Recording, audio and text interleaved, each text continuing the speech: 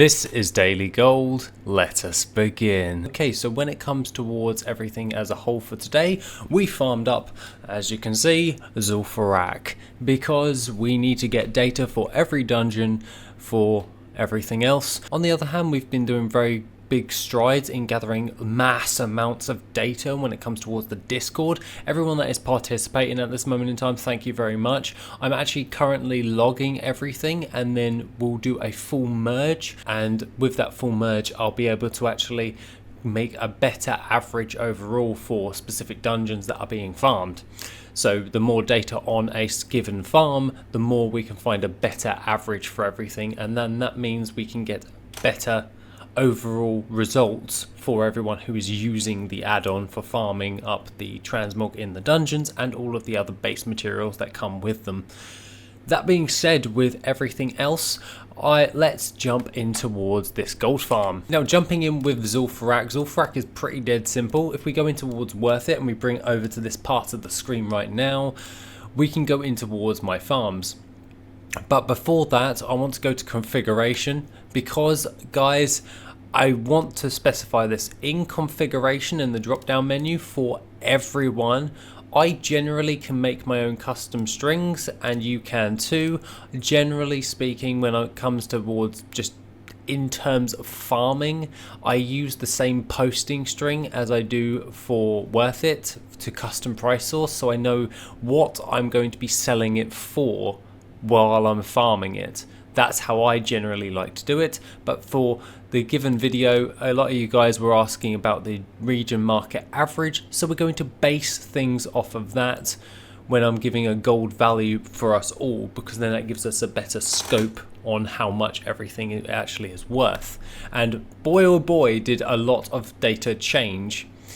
In terms of Zul'Farrak, 59,000 gold on the average for the region, and yeah, I managed to get quite a few different types of items, such as the Flame Incinerator, the Gut Wrencher, the Minotaur, and the Witch Doctor's Cane, along with a load of other different types of items that were worth quite a great deal.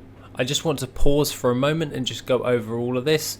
If I'm basing this off of the region, it's off the region average, so this will give you guys a better inkling while we're farming the data up, hence why I'm going to do it off of that. And that means that Blackrock Depths is now 20,000 gold, Shadowfang Keep 25,000 gold, Mana Tombs 33,000 gold, not just on my server where things are highly farmed and everything to that effect, like Gundrak is 167,000. It's things like that, and then we can benchmark it off of that as and when. However, the next thing of note is to basically just show you on the auction house what we actually got through everything. So if we just go down the mega profile and we just unselect alchemy and we find farming, we can go down here and we can go to Zul'Farrak, and these are the items that I have listed. Now, after all of that, I have a few different types of items, which is the Jadefire chest guard of the quick blade. Remember, things aren't worth that great deal for me on my auction house, so it only came to around about 7,000 gold. But the blood woven rod of the Aurora, the exalted sabatons, you can also, from this gold farm, if we go back into Worth It and find the old transmog module, because we have notable items on here that we can actually go over, which is the lovely glorious leg plates going for around about 25,000 gold, the black metal cape 896, the spell shock leggings for me 334, ruined ring 749, brain lash 978, gut wrencher 372, blood scalpel, the minotaur, the eye gouger, the Witch Doctor's Cane, the Flame Incinerator, and the Troll Protector. Basically, these are the notable item drops that can come from there. However, you can also get Jade Fire Piece sets along with the Glorious set in here. That means that you guys can make a decent amount of gold, and you're probably going to get more gold for those two sets, the Glorious and the Jade, than you will with the BOE blues.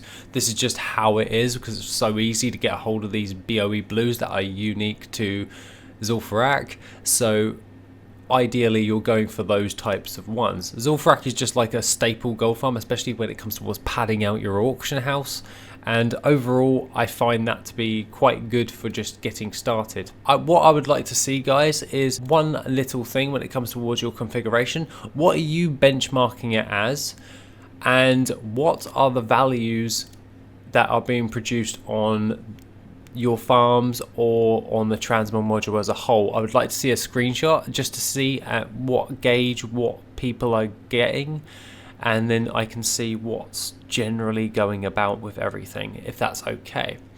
Other than that, that is pretty much everything for today. The mailbox is not a great deal because we only have 116 items on the auction house, and I doubt we're going to sell anything.